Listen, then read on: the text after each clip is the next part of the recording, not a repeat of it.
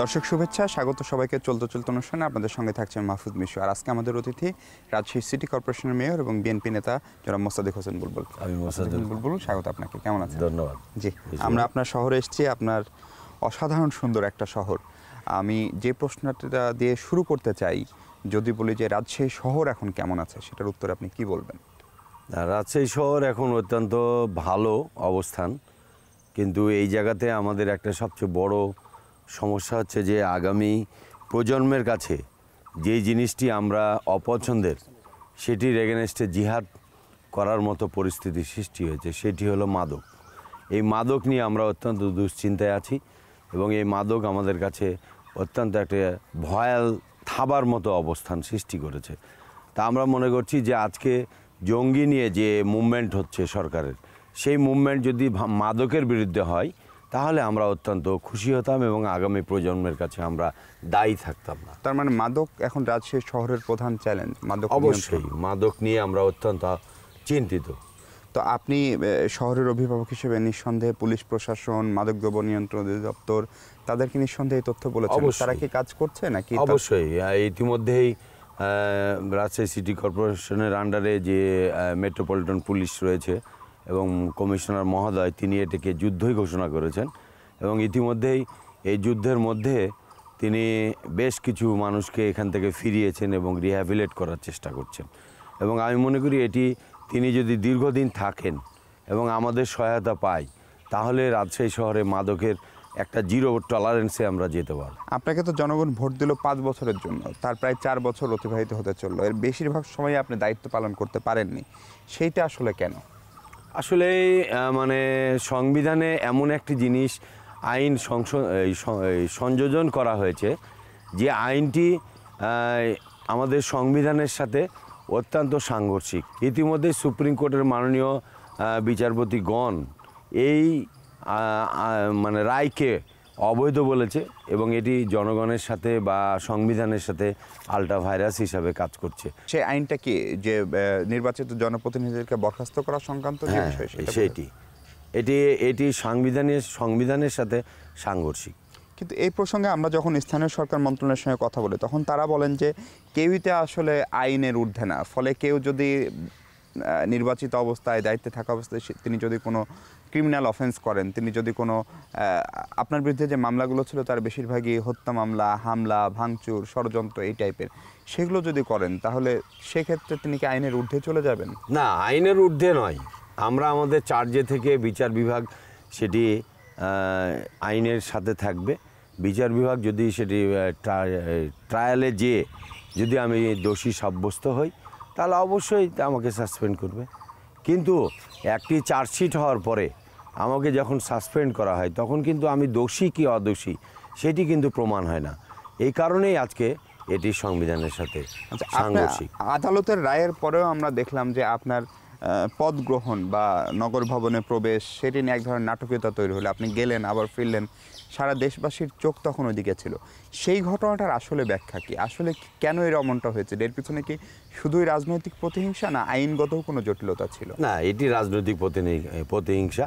এবং আমি সিটি কর্পোরেশনে যেদিন ঢুকি, সেদিন তারা আবার আরেকটি কেসকে সামনে রেখে তারা সাসপেনশন অর্ডার নিয়ে এসেছিল এবং এই নাটকীয় অবস্থানটাই কিন্তু সেদিন তৈরি হয়েছিল। এবং কোর্টের রায়ে বলা ছিল যে আগামীতে কোনো কেসের চার্জশিট হওয়ার পরেও তাদেরকে সাসপেন্ড করতে পারবে না। সেটি বৃদ্ধাঙ্গুলি দেখিয়ে নির্বাহী বিভাগ এবং কিছু স্বার্থন্বেষী মহল এই কর্মটি করেছে। আপনি সিটি কর্পোরেশনের মেয়র হিসেবে আপনাকে সরকারের সঙ্গে প্রতিনিয়তই আপনার নানা ধরনের যোগাযোগ থাকে, সেটা স্থানীয় সরকার মন্ত্রণালয় থেকে শুরু করে পরিকল্পনা মন্ত্রণালয়, অর্থ মন্ত্রণালয়, সবার সঙ্গেই।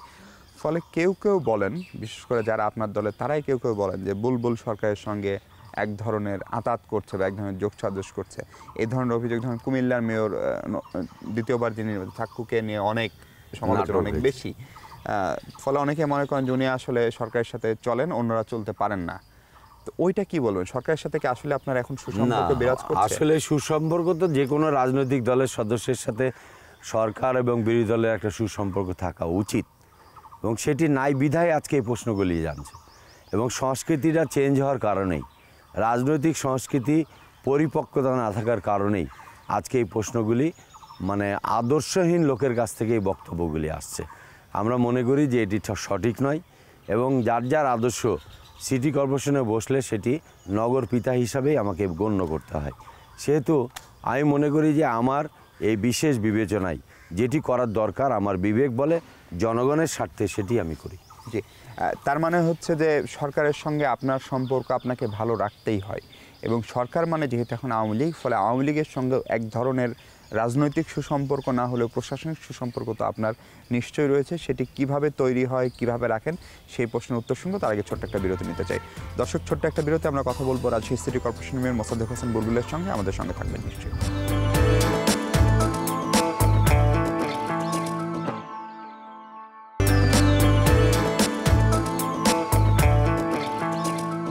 দর্শক, স্বাগত আরেকবার। আমরা কথা বলছিলাম রাজশাহীর মেয়র মোসাদ্দেক হোসেন বুলবুলের সঙ্গে।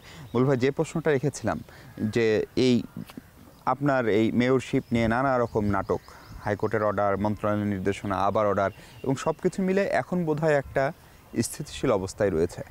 এই অবস্থাটা কিভাবে তৈরি হলো? এটার জন্য নিঃসন্দেহে আপনাকে অনেক পক্ষের সঙ্গে নানা ধরনের আলোচনা, অনেককে মানিয়ে চলতে হয়। আমরা জানি এটা আমাদের রাজনৈতিক এবং প্রশাসনিক সংস্কৃতির অংশ। সেই কাজটা মোসাদ্দেক হোসেন বুলবুল কিভাবে করলো? যেদিন আমি সুপ্রিম কোর্টের রায় পাই তার পরের দিনই আমি সিটি কর্পোরেশনে ঢুকি এবং সেখানে যে নাটকটি হয় সেই নাটকটি নির্বাহী কমিটি, নির্বাহী বিভাগ এবং আমাদের কিছু স্বার্থন্বেষী মহল এর সাথে জড়িত। এই জড়িতটা সময়টা তাদের কাছে কালক্ষেপণ করেনি, তারা মনেও করেনি যে এই সময়টা আমাদের জন্য গহিত। তা আমি সেই সময়টিতেই একটু জেদ বসে বা কৌশল বসেই আমি কিন্তু জেদ ধরেছিলাম এবং আমার এই সুপ্রিম কোর্টের রায়কে আমি এস্টাবলিশ করার চেষ্টা করেছিলাম। এবং পরবর্তীতে যখন দেখলাম যে এই পরিস্থিতি এবং আমাদের দেশে তখন আপনার 127টা দেশের পার্লামেন্টের মেম্বাররা অবস্থান করছে, আমি সেই সময়টি বেছে নিলাম যে এই সময়েই একটা সঠিক কাজটি করা যাবে এবং সেই কাজটি করার জন্য আমি আমার পদক্ষেপ পিছপা হয়নি এবং সামনের দিকে এগোনোর সর্বাত্মক চেষ্টা করেছি এবং সেটি আদর্শ বিচ্যুতি থেকে নয়, আদর্শ এবং জনগণের শক্তির ওপরেই ভরসা করে কিন্তু আমি এই কাজটি করেছি। এবং আল্লাহর রহমতে আমাকে পরের দিন আমি আবার হাইকোর্টে এটি চ্যালেঞ্জ করি এবং হাইকোর্ট সেটি ভ্যাকেট করে দেয়। এই নাটকের মধ্য দিয়ে আমি মনে করেছি যে আল্লাহ আমার এবং সংস্কৃতি বা বাংলাদেশের সংবিধানকে সম্মান রেখেই মাননীয় বিচারপতিরা এই কাজটি করেছেন এবং এটি আমার জন্য সহায়ক হয়েছে। কিন্তু আপনি ধরেন 4 বছর আগে জনগণের ভোটে নির্বাচিত হলেন, একজন শক্তিশালী মেয়রকে পরাজিত করলেন, কিন্তু এখন আপনি মেয়র হচ্ছেন সর্বোচ্চ আদালতের মেয়র হিসেবে দায়িত্ব পালন করছেন সর্বোচ্চ আদালতের নির্দেশনায়। ফলে এই পুরো ঘটনাটা একটা অস্বস্তিকর কিনা আপনার জন্য? অবশ্যই রাজনীতির একজন কর্মী হিসাবে আমি মনে করি এবং জনগণের যে প্রত্যাশা ছিল সেই প্রত্যাশাকে যখন পূরণ করতে না পারি যে কোনো কারণে, সেটি আমার জন্য বেদনাদায়ক। কেননা আমি এই শহরে বড় হয়েছি, এই শহরে আমার রাজনীতি, এই শহরে আমার শিক্ষা, এই শহরে আমার পারিবারিক অবস্থান, এই শহরেই সমস্ত কিছু। এই শহরকে নিয়ে আমার একটা ভালো চিন্তাভাবনা তো অবশ্যই থাকবে রাজনৈতিক কর্মী হিসাবে এবং নাগরিক একজন হিসাবে। তা আমি অবশ্যই আশাহত হইনি যে অল্প সময়েও কাজ করা যায় যদি নিজের ঐকান্তিক ইচ্ছা এবং সততা থাকে। কিন্তু আমি সেই জায়গাটি কিন্তু পূরণ করার চেষ্টা করছি, জনগণকে আমার সেই প্রত্যাশা বলেছি। আপনি নিশ্চয়ই স্বীকার করবেন আপনার আগের যিনি মেয়র ছিলেন শহীদ ইসলাম কামরুজ্জামানের ছেলে খায়রুজ্জামান লিটন, তিনি এই মহানগরীটিকে অনেক সুন্দর করার একটা উদ্যোগ নিয়েছিলেন এবং সেই ধারাবাহিকতা আপনিও বজায় রেখেছেন। কিন্তু প্রশ্ন হলো, যে সমস্ত কারণে আপনি আপনার কাজগুলো পুরোপুরি করতে পারেননি, জেলে থাকা, মামলা, পালিয়ে থাকা, আত্মগোপনে থাকা, নানান কাহিনী, তারপরেও 4 বছর পরে এসে যদি নিজের কাজকে মূল্যায়ন করতে বলা হয়, যে প্রতিশ্রুতি দিয়েছিলেন আপনার ভোটারদেরকে, তার কতটুকু পালন করতে পেরেছেন? আমি আশা করি যে যদি আরও 1 বছর আমি থাকতে পারি তাহলে আমি জনগণের যে প্রত্যাশা সেই প্রত্যাশা অনুযায়ী আমি 70% কাজ বা তার অধিক কাজ আমি করে দেখাতে পারবো। এবং আমি ইতিমধ্যেই এখন আর মাস হিসাব করি না, এখন সপ্তাহ হিসাবে আমি কাজ করি, যে প্রতি সপ্তাহে আমার কাজের মূল্যায়নটা আমি বিচার করি এবং জনগণের সাথে সম্পৃক্ত থাকি। রাজশাহী ছিল বিএনপির ঘাঁটি বা দুর্গ, এবং এটা আমরা দেখেছি 2008 সালে ইলেকশনের আগ পর্যন্ত এখানকার সব নির্বাচিত সংসদ সদস্যরা বিএনপি থেকে হতেন, এমনকি সারা দেশে যখন আওয়ামী লীগের লোকজন যেতে তখন এটা বিএনপির ছিল। রাজশাহী কি এখন আর বিএনপির ঘাঁটি আছে আদৌ? না, অবশ্যই বিএনপির ঘাঁটি আছে। রাজনৈতিক সংস্কৃতি চেঞ্জ হওয়ার কারণে গত 10 বছরে এখানে প্রশাসনের যে কালো থাবা এবং রাজনৈতিক যে অপসংস্কৃতি, এই সংস্কৃতির জন্যই আজকে মহানগরে একটি যখন মিটিং হয় তখন নেতাকর্মীদের প্রত্যাশা প্রচণ্ড বেড়ে যায়। এই কারণেই কিন্তু সমস্যাগুলি তৈরি হয়। নেতাকর্মীদের প্রত্যাশা বেড়ে যাওয়ার কারণে আমরা কদিন আগেও দেখলাম যে কেন্দ্রীয় নেতা গয়েশ্বরবাবু এসেছিলেন, তার উপস্থিতিতেই একদম হাতাহাতি, না, আমি তো গন্ডগোল, স্বীকার মারামারি। করছি যে নেতাকর্মীর প্রত্যাশা বেড়ে যায়। যখন একটা ইউনিয়নের কর্মী বা ইউনিয়নের সভাপতি যখন ইউনিয়নে তার বক্তব্যটা পেশ করতে পারে না, তখনই বাদে একটু অন্তর্দ্বন্দ্ব, এবং সেই অন্তর্দ্বন্দ্বটি দলের আদর্শের বাইরে নয়, এটি দলের মধ্যেই, কিন্তু সেখানে মনোমালিন্যের সৃষ্টি হয় এবং দল থেকে সেটি বিচ্যুতি ঘটে না। গণতান্ত্রিক পরিবেশটা যদি আজকে ঠিক মতো থাকতো, আমাদের প্রতিবাদের ভাষাগুলো যদি আমরা ইউনিয়ন লেভেলে, থানা লেভেলে, ওয়ার্ড লেভেলে যদি আমরা প্রমাণ করতে পারতাম, প্রয়োগ করতে পারতাম, আমরা তখন এটি নিয়ে ডিস্ট্রিক্ট বা মহানগরের অত মাথা ব্যথা থাকতো না। কিন্তু সেজন্য বুলবুল ভাই একদম কেন্দ্রীয় নেতাদের উপস্থিতিতে গণমাধ্যম কর্মীদের সামনে নিজেরা মারামারি করা, এইটাকে আপনার বিরোধী রাজনৈতিক শক্তিকে আরেকটু মাইলেজ দেয় না? না, বিরোধী এবং নিজেদের সাংগঠনিক দুর্বলতার খানিকটা বহিঃপ্রকাশ করে না, এটা অবশ্যই ঠিক যে অপসংস্কৃতির রাজনীতি চলছে, তাতে বিরোধী রাজনীতি এটিকে লুফে নেওয়ার একটা প্রক্রিয়া আছে। কিন্তু আমরা মনে করি না তাদের মধ্যেও খুব শান্ত অবস্থান আছে, তারাও কিন্তু লুটপাট নিয়ে ব্যস্ত। এই অবস্থানের মধ্যে আমাদের এই রাজনীতির অপকৌশল করার যে প্রয়োগ, এখানে সরকারি দলের যে হাত নাই সেটিও আমি বলবো না।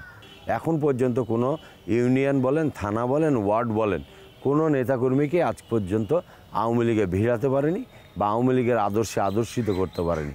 সেহেতু আমি বিশ্বাস করি না যে জাতীয়তাবাদী দলের কোনো কর্মীকে আজকে এই বিভ্রান্তের মধ্যে ফেলেও আজকে তার জায়গা থেকে হটানোর ক্ষমতা বর্তমান সরকারের নাই। আপনি বলছেন আপনার মানে ছাত্রদল, যুবদল বা জাতীয়তাবাদী দলের নেতাকর্মীকে কিনতে পারেননি, আবার আপনিই বলছেন যে যে সমস্যাগুলো হচ্ছে আপনাদের বিভিন্ন অনুষ্ঠানে, সেটার সঙ্গে সরকার দলীয় লোকজনের একটা হাত থাকতে পারে বা তাদের কোনো একটা ষড়যন্ত্র থাকতে পারে।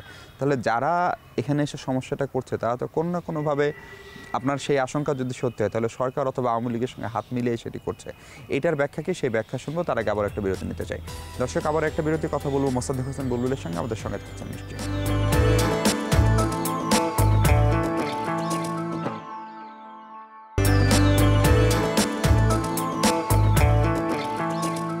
বিরতির পর ফিরলাম আবারও।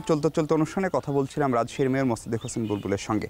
বুলবুল ভাই, আপনার কাছে যে প্রশ্নটা ছিল, আপনি বলছিলেন যে এই আপনার দলের ভিতরে যে অভ্যন্তরীণ কোন্দলগুলো আমরা সাম্প্রতিক সময় দেখলাম, সেটা হচ্ছে এক ধরনের সাংগঠনিক তৃণমূলে সংগঠিত হওয়ার সুযোগ না থাকা। আবার একই সাথে বলছেন যে এটি সরকারেরও বা ক্ষমতাসীন দলেরও ষড়যন্ত্র হতে পারে। তার মানে কি আপনার দলের ভেতরে কিছু আওয়ামী লীগের লোক ঢুকে পড়েছে? না, যে কোনো পরিস্থিতিতেই যখন আমরা এই তৃণমূল পর্যায়ে যখন মিটিং করতে পারি না, যখন মূল জায়গায় মিটিং করি, তখন অবশ্যই সরকারের চর এখানে থাকে। সেটি আমার দলের বাইরেই অবস্থান করে, কিন্তু দলের সদস্য হিসাবে তারা এখানে উপস্থিত থাকে এবং সেটি তারা উৎসাহিত করে এই কর্মগুলি করার জন্য। তখনই সমস্যাটা তৈরি হয়।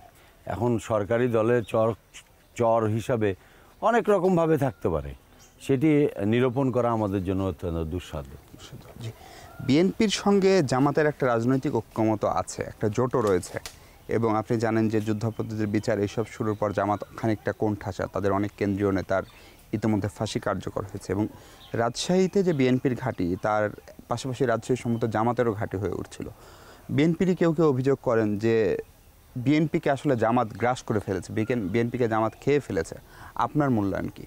না, এটি ঠিক নয়। কোনো সংগঠনের আদর্শকে খেয়ে ফেলার মতো আরেকটি আদর্শ থাকতে পারে না। আমি মনে করি যে আমাদের দলের নেতাকর্মীরা যে আদর্শের ওপর উদ্বুদ্ধ হয়ে দল করে, সে আদর্শকে যদি তারা আরও স্থায়িত্ব এবং এই আদর্শের প্রতি যদি অবিচল থাকে, তাহলে এটি কোনো সমস্যা নয়। আর যে কথাটি বলছেন যে বিএনপিকে জামাত একটা অবয়ের মধ্যে নিয়েছে, এটিও ঠিক নয়। আপনি নিঃসন্দেহে একমত হবেন যে রাজশাহীতে ছাত্র শিবিরের একসময় যে প্রভাব ছিল, বিশেষ করে আপনার দল বা 4 দলীয় জোট ক্ষমতায় থাকা অবস্থায়, এবং সে সময় আমরা দেখেছি যে ছাত্র দলের ছেলেরাই সবচেয়ে বেশি নির্যাতনের শিকার, নিগ্রহের শিকার যাদের হাতে হয়েছে, সেই ছাত্র সংগঠনটা হচ্ছে ছাত্র শিবির। কিন্তু তারপরেও আপনি কি মনে করেন যে জামাতের সঙ্গে বিএনপির ঐক্য থাকাটা খুব জরুরি? কারণ বিএনপি নিজেকে মুক্তিযুদ্ধের পক্ষের দল বলে দাবি করে, জিয়াউর রহমান মুক্তিযুদ্ধ করেছেন সক্রিয়ভাবে, তাকে আপনারা স্বাধীনতার ঘোষক বলেন, সেই জায়গায় এই জায়গাটা খানিকটা কনফ্লিক্ট করে না আদর্শিকভাবে? আদর্শিকভাবে এখানে তো আমাদের নির্বাচনী এজেন্টে এই জোট করা হয়েছে। এই এজেন্টের বাইরে কিন্তু কোনো আদর্শ নাই।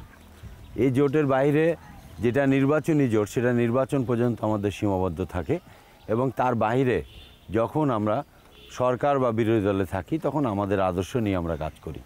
রাজশাহী মহানগরীতে জামাত ইসলাম বা ইসলামী ছাত্র শিবির আবারও বড় শক্তি হিসাবে কখনো দেখা না, দেবে সেটি কিনা? পারবে না। সেটি আওয়ামী লীগ সরকার- গণতান্ত্রিক প্রক্রিয়া যদি থাকে এবং সেটা সমান্তরাল থাকে তাহলে পারবে না, মানে নিঃসন্দেহে পারবে। বা বিএনপি সেই সুযোগটা দিবে না দেবে আগের না, মতো? দেবে না, পারবেও না। অনেকে বলেন যে আপনার সঙ্গে জামাতের বা ছাত্র শিবিরের একটা খুব ভালো সম্পর্ক রয়েছে এবং তাদের যে ভোট ব্যাংক, সেই ভোট ব্যাংকটিও আপনি পেয়েছেন। ফলে এখন আপনার সঙ্গে ব্যক্তি বুলবুলের সঙ্গে জামাত ইসলামের সম্পর্ক কি খুব খারাপ যাচ্ছে, বা নাকি না, তারা না, দুর্বল না, বলে আপনি কোনোদিনই বলছেন? না। ব্যাপার হলো কি, আমার সাথে আওয়ামী লীগের যেমন সম্পর্ক, ছাত্রমৈত্রীর সম্পর্ক, যুবমৈত্রীর সম্পর্ক, ছাত্রলীগের সম্পর্ক, ছাত্রলীগ জাসদের সাথে সম্পর্ক, এটি একটা নির্বাচনী জোট। এই জোটে তার কর্মকাণ্ডকে নির্বাচনী এজেন্ট নিয়ে কাজ করা হয়। এটি নির্বাচন শেষ হওয়ার পরেই সেটি শেষ হয়। ভাই, একেবারে শেষ প্রশ্ন। আপনার নির্বাচনের সময় আমরা দেখেছিলাম রাজশাহীতে হেফাজতে ইসলাম, যদিও তারা রাজনৈতিক দল না এখন পর্যন্ত, কিন্তু তারা আপনার পক্ষে কাজ করেছিল। আবার এখন তাদের সঙ্গে আওয়ামী লীগের একটা ভালো সখ্যতা আমরা দেখতে পাচ্ছি, সেটা হয়তো রাজনৈতিক কৌশল বা যে কোনো কারণে হোক। আগামীতে আপনি আবারও মেয়র নির্বাচন করার স্বপ্ন দেখেন এবং আপনি জাতীয় সংসদে যাওয়াচ্ছে, আপনি বলছিলেন যে আপনি নগরের পিতা হিসেবে, অভিভাবক হিসেবে থাকতে চান। সেই জায়গায় কি হেফাজত ইসলাম এখন আপনার গ্রিপে আছে নাকি ছুটে গেল? না, এটি জাতীয় রাজনীতির একটি প্রেক্ষাপট। যে প্রেক্ষাপট এখন চলছে, সেই ক্ষেত্রে আমার বিশ্বাস হয় না যে এই সকল দলগুলি আমাদের বিপক্ষে যাবে বা স্বাধীনতার যে মূল্যায়ন, সেই মূল্যায়নের উপর দাঁড়িয়ে আওয়ামী লীগ যে কথাগুলি বলছে তার বিপক্ষে অবস্থান নেবে আমার বিশ্বাস। আমি শেষ করব, আর একটা প্রশ্ন মাথায় আসলো, সেটা হচ্ছে যে প্রধানমন্ত্রী তো পুরো রাষ্ট্রের প্রধানমন্ত্রী, ফলে প্রধানমন্ত্রী আপনার প্রধানমন্ত্রী, এবং আপনার একজন সহকর্মী মনিরুল হক সাক্কু, তিনি শপথ অনুষ্ঠানে এসে প্রধানমন্ত্রীকে কদমমুচি করেছেন বা পায়ে হাত দিয়ে সালাম করেছেন, সেটি নিয়ে এক ধরনের সমালোচনা আছে। কিন্তু ওনার অবস্থান হচ্ছে যে তিনি সবাইকে সম্মান করে চলতে চান এবং সরকারের সঙ্গে তাকে ভালো সম্পর্ক রেখেই চলতে হবে। আপনি মনিরুল হক সাক্কুর এই বিষয়টাকে কিভাবে দেখেন? না, এটি ব্যাপার হলো কি, একজন নির্বাচিত প্রতিনিধি আরেকটি নির্বাচিত প্রতিনিধি রাষ্ট্রীয় প্রধানের কাছে এই সম্মানটুকুনি দিয়েছে, এটিতে এমন কোনো যায় আসে না, সৃষ্টি কালচারের মধ্যেই পড়ে। তা আমাদের যে পারিবারিক কালচার, যে সামাজিক কালচার, সেই কালচারের মধ্যে একজন শ্রদ্ধেয় ব্যক্তিকে সম্মান করাটা এমন কোনো দোষের নয়। আমি মনে করি যে এটি তার আবেগ এবং ওই সময়টুকুনির যে পরিবেশ, সেই পরিবেশেই সে এটা সংবরণ করেছে এবং এটি তাকে সম্মান দিয়েছে। এটি জাতি প্রত্যক্ষ করেছে। আমার মনে হয় না যে এমন কোনো দোষের কাজ হয়েছে। আপনাকে অনেক ধন্যবাদ মোস্তাক হোসেন বুলবুল, আমাদের সময় দেওয়ার জন্য। ভালো থাকবেন। রমেশ ভাই, আপনাকে ধন্যবাদ, আপনার যমুনা টিভি এবং দর্শকদেরকে ধন্যবাদ। ভালো থাকবেন। দর্শক, শেষ করছি আজ। কথা হবে পরবর্তী পর্বে নতুন অতিথির সঙ্গে, নতুন বিষয় নিয়ে। সে পর্যন্ত ভালো থাকবেন সবাই, থাকবেন যমুনা টেলিভিশনের সঙ্গে।